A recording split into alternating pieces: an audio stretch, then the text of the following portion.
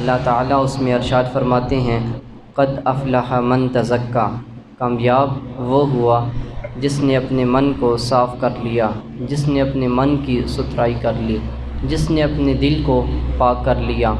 میں اگر آپ سے پوچھوں کامیابی کیا ہے، اپنے آپ سے پوچھوں تو پھر آپ مجھے یہ کہیں گے کہ اچھی گاڑی ہو، اچھا مکان ہو اور بینک بیلنس بھی ہو تو انسان جو ہے وہ کامیاب ہو جاتا ہے، بلکہ آپ یوں کہیں گے کہ اولاد ہو، نیک ہو، اچھی ہو، صالح ہو اور ان کے رشتے اچھی جگہ پر ہو تو پھر بندہ جو ہے وہ کامیاب ہو جاتا ہے۔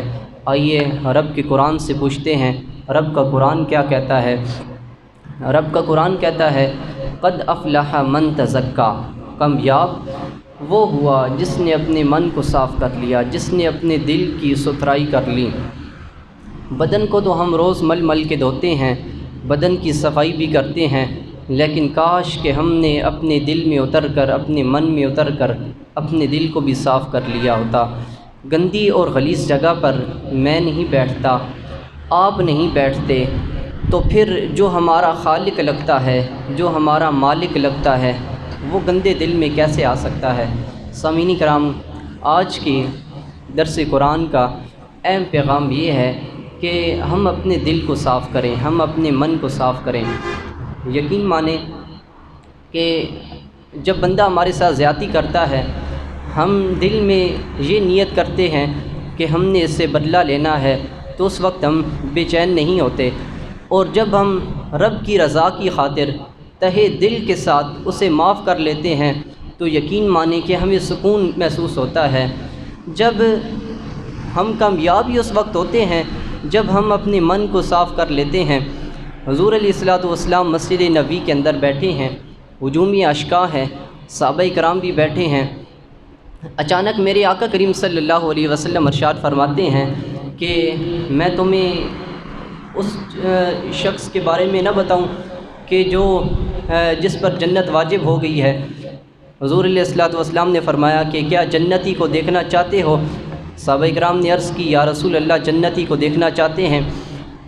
تھوڑی دیر کے بعد ایک بزرگ دروازے کے اوپر آئے اور ان کے ہاتھ میں جوتا تھا، وضو کے اعضاء تازہ تھے، آئے اور مسجد میں بیٹھ گئے۔ میرے آقا کریم صلی اللہ علیہ وسلم نے ارشاد فرمایا کہ یہ جنتی ہیں۔ اگلے دن پھر اسی طرح صحابہ کرام بیٹھے ہیں، میرے آقا کریم صلی اللہ علیہ وسلم بھی جلوہ افروز ہیں۔ حضور علیہ الصلوۃ والسلام نے پھر عرض کی کہ کیا جنتی کو دیکھنا چاہتے ہو؟ صحابہ کرام نے عرض کی یا رسول اللہ، جنتی کو دیکھنا چاہتے ہیں۔ میرے آقا کریم صلی اللہ علیہ وسلم نے فرمایا کہ ابھی جو شخص سب سے پہلے مسجد کے دروازے سے مسجد میں آئے گا وہ شخص جنتی ہوگا۔ صحابہ کرام انتظار کرنے لگے کہ کل ایک بندہ آیا تھا، بزرگ آیا تھا، آج پتہ نہیں کون آتا ہے۔ اگلے دن پھر وہی شخص، وہی بزرگ اسی طرح مسجد میں آئے اور جوتا ان کے ہاتھ میں تھا، مسجد میں آئے، مسجد میں آ کر بیٹھ گئے۔ آقا کریم صلی اللہ علیہ وسلم نے فرمایا کہ یہ شخص جنتی ہے۔ اگلے دن پھر میرے آقا کریم صلی اللہ علیہ وسلم نے عرض کی جنتی کو دیکھنا چاہتے ہو؟ صحابہ کرام نے عرض کی یا رسول اللہ، جنتی کو دیکھنا چاہتے ہیں۔ میرے آقا کریم صلی اللہ علیہ وسلم نے فرمایا کہ جو شخص سب سے پہلے مسجد کے اندر داخل ہوگا وہ شخص جنتی ہوگا۔ صحابہ کرام نے دیکھا وہی شخص مسجد کے اندر داخل ہوا، وہی بزرگ تھے، ہاتھ میں جوتا تھا، وضو کے اعضاء تازہ تھے۔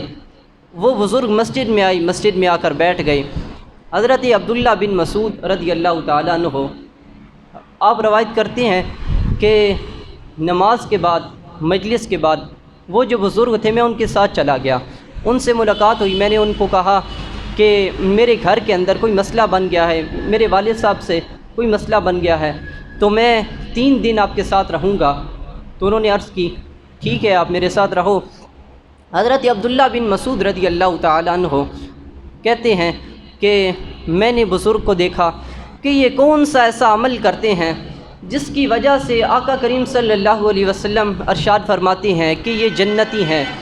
حضرت عبداللہ بن مسعود رضی اللہ تعالیٰ عنہ فرماتے ہیں دن کو تو کوئی ایسا عمل نہیں کیا، جب رات کا وقت ہوا تو میں نے کہا کہ یہ رات کو کون سا ایسا عمل کرتے ہیں، کون سی ایسی عبادت کرتے ہیں کہ جس کی وجہ سے جان کائنات صلی اللہ علیہ وسلم فرماتے ہیں کہ یہ جنتی ہیں۔ حضرت عبداللہ بن مسعود رضی اللہ تعالیٰ عنہ فرماتے ہیں کہ میں نے رات کو دیکھا، انہوں نے کوئی ایسا عمل نہیں کیا، رات کو سوئے رہے، ہاں لیکن ان کا ایک عمل ایسا تھا کہ جب وہ رات کو کروٹ بدلتے تھے اور اس وقت اللہ اکبر کی صدا بلند کرتے تھے تو انہوں نے کہا کہ شاید میری وجہ سے بزرگوں نے کوئی ایسا عمل نہیں کیا، تو اگلے دن پھر میں ان کو دیکھوں گا۔ تو اگلے دن پھر رات کو حضرت عبداللہ بن مسعود رضی اللہ تعالیٰ عنہ کہتے ہیں کہ میں نے ان کو دیکھا، انہوں نے کوئی ایسا عمل نہیں کیا، اگلے دن پھر کوئی ایسا عمل نہیں کیا۔ جب 3 دن مکمل ہو گئے، میں نے عرض کی کہ معاملہ یہ ہے کہ میرے گھر میں کوئی مسئلہ بھی نہیں بنا، ہم بیٹھے تھے، حضور علیہ الصلوۃ والسلام بھی ہمارے ساتھ جلوہ افروز تھے، ہجوم اشکاں تھا، میرے آقا کریم صلی اللہ علیہ وسلم نے اچانک فرمایا کہ جنتی کو دیکھنا چاہتے ہو؟ ہم نے عرض کی یا رسول اللہ جنتی کو دیکھنا چاہتے ہیں۔ جب ہم نے دیکھا تو دروازے کے اوپر آپ آئے، ایک دن بھی ہم نے دیکھا دروازے کے اوپر آپ آئے، اگلے دن بھی ہم نے دروازے پر دیکھا تو آپ آئے، ہم نے تیسرے دن دیکھا تو پھر بھی آپ آئے، تو آپ میں کون سا ایسا عمل ہے کہ جس کی وجہ سے جان کائنات صلی اللہ علیہ وسلم فرماتے ہیں کہ آپ جنتی ہیں؟ تو انہوں نے جو عرض کی، انہوں نے فرمایا اگلا جو جملہ ہے آج کے درس قرآن میں آنے والوں، اگلے جملے کو دل کے کانوں سے سنو اور دل کی تختی پر لکھ لو۔ انہوں نے عرض کی کہ تم میرے پاس 3 دن رہے اور تم نے مجھ میں کوئی ایسا عمل نہیں دیکھا، شاید کہ تم اور بھی میرے ساتھ رہو اور تم مجھ میں کوئی ایسا عمل نہیں دیکھو گے، لیکن ہاں مجھ میں ایک عمل ایسا ہے، وہ عمل یہ ہے کہ میں نے اپنے دل میں، اپنے سینے میں کسی مومن کا بغض نہیں رکھا، میں نے اپنے دل کے اندر کسی مومن کا بغض نہیں رکھتا۔ تو حضور علیہ الصلوۃ والسلام کے غلاموں، آقا کریم صلی اللہ علیہ وسلم کے غلاموں، اللہ تعالیٰ فرما رہے ہیں قد افلح من تزکا، کامیاب وہ ہوا جس نے اپنے من کو ستھرا کر لیا، جس نے اپنے دل کو پاک کر لیا، جس نے اپنے دل کی ستھرائی کر لی، جس نے اپنے من کو دھو ڈالا، پاک کر دیا۔ میں نے پہلے بھی عرض کیا تھا کہ یقین مانے کہ بندہ کسی سے بدلہ لینے کی غرض سے اپنے دل میں بغض رکھتا ہے تو اس کو اتنا چین نہیں ہوتا، جب سامنے والا زیادتی کرتا ہے تو اگلا بندہ اپنے دل میں بجائے بغض رکھنے کے اس کو رب کی رضا کی خاطر معاف کرے۔ تو آج کے درس قرآن کا پیغام یہ ہے کہ اپنے دلوں کو پاک کر لیں، اپنے دلوں کو صاف کر لیں، اپنے دلوں کو دھو ڈالیں۔